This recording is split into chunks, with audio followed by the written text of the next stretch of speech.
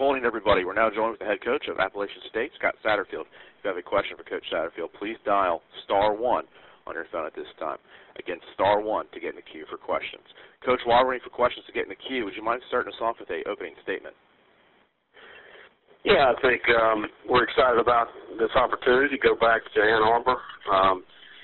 Since 2007, I think a lot of our fans and alumni obviously have special memories at that place. Obviously it's a different team, different coaching staff. A lot of things are different, but we do have pleasant memories from the time before.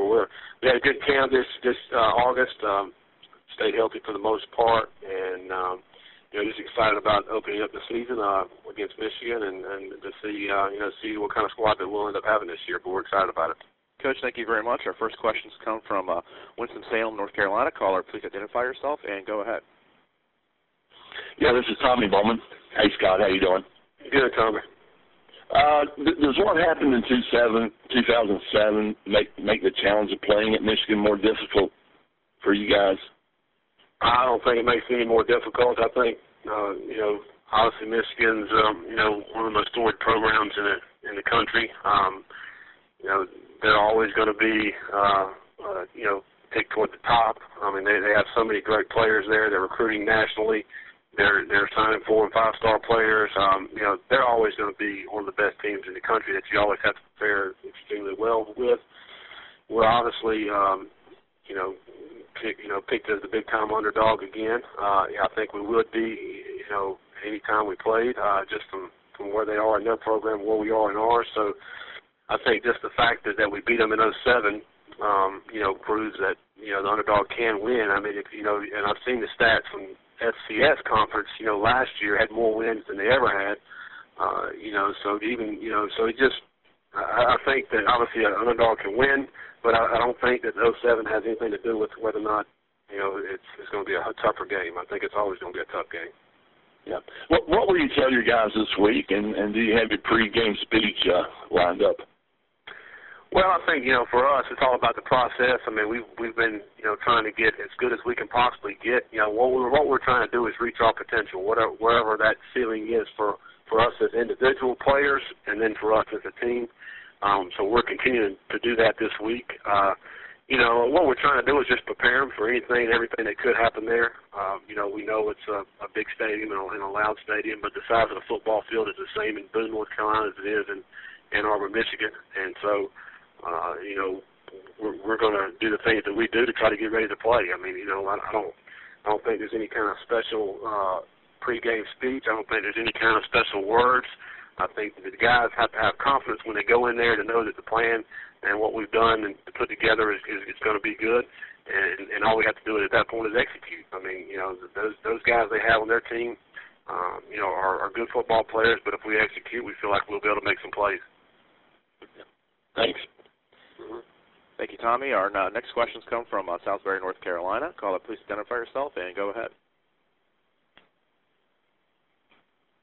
Caller from Southbury, North Carolina.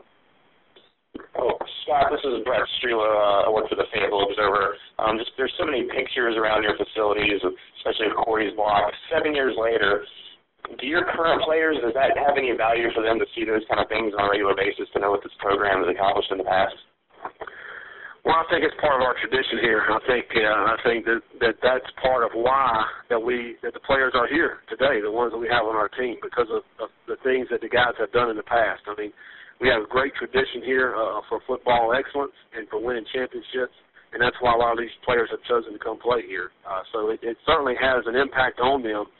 I don't think it necessarily has an impact on them, this week, while we're playing. I think it speaks volumes to our program and where our program has been and where we want to take our program in the future. I don't think it necessarily is going to affect how the guys go out and play this week, other than the fact that anybody can beat anybody on any given day. We've proven it. And so other than that, I don't think it really has much significance in terms of this week preparation. Playing this game as an FCS full-fledged Division I team, is there any different feelings with depth or anything compared to maybe how it felt going in 7 years ago? Well, I still feel like we're not fully FBS. I mean, even though we're playing the Sun Belt this year, I mean we're we just signed our first FBS class this year. I mean, these freshmen that are here are the first FBS class, so we're not full strength as far as that goes in recruiting. But you throw all that stuff out the window. You don't care if you're Division II, Division III, FCS, FBS. It doesn't matter. When the whistle blows and it's time to kick the ball off, and it's the team that's the most prepared. It's the team that's playing together. The team that makes the least amount of mistakes will be the team that comes out on top. So once the game's kicked off, all the hoopla and the talk, I don't think matters. It's just two teams trying to go out there and play the best they can play.